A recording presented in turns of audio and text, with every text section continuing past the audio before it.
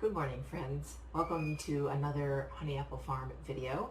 I want to do something a little bit different today. I want to talk about how I ended up and how we ended up, Peter and I both, pursuing this home food, gardening, urban, homesteading passion.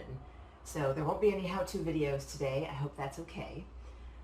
The journey starts, I can't speak to Peter, but my journey starts about, 4 or 5 years ago. As most of you know, I was a digital nomad. I was house sitting in various countries in Europe, mostly England, but also France, Switzerland. And I loved being a digital nomad, and I loved visiting all of these very cool places, and a lot of those places left an impression on me.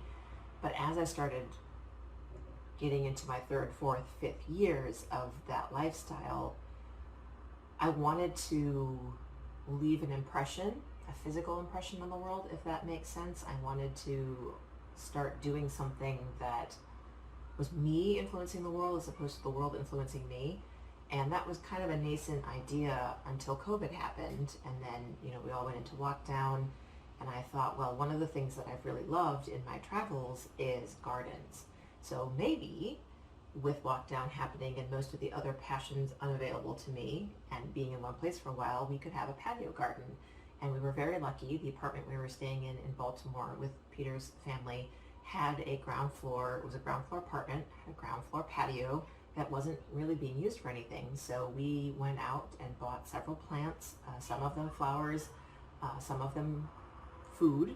I think we had a couple tomatoes and a lavender, and I can't remember the name of the flower. I'll put a picture on if I can find it. And that was my first growing experience.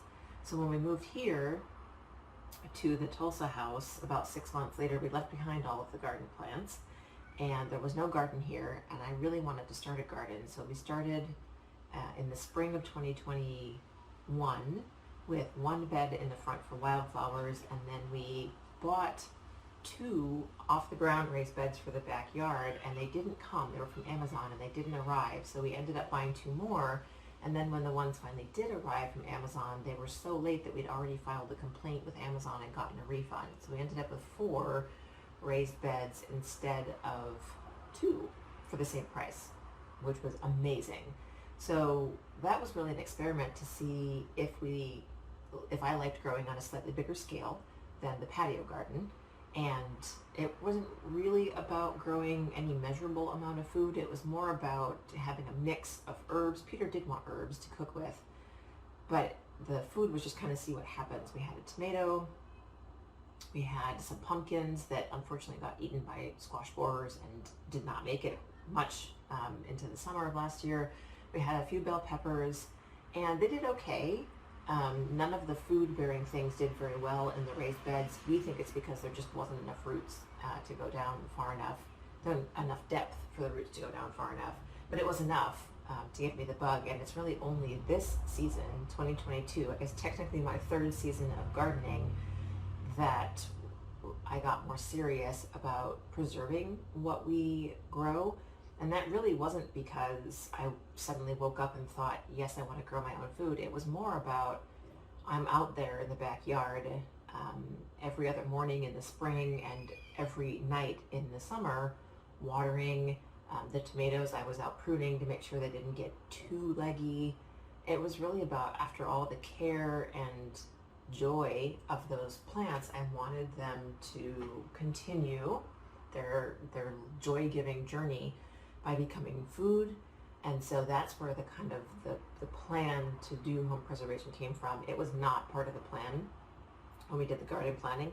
It was not part of the plan when we bought our extra small standing freezer. It just evolved as something that, made sense because I had spent so much time and we had spent so much money on the potting soil and on the bed frames, and I'd spent a lot of time out there weeding them and tending to them and making sure they didn't get run over by the lawn mowing crew. So that's the story up until now. There isn't a super driving passion. It has evolved more organically. That said, we are looking forward to what we want to do next year and getting more serious about this. So if you'd like to hear a little bit more about that vision, drop a comment below and let me know that that's a video that you'd like to see. In the meantime, I hope you're having a fabulous day. Thank you for tuning in, and I will see you in the next video. Ta for now.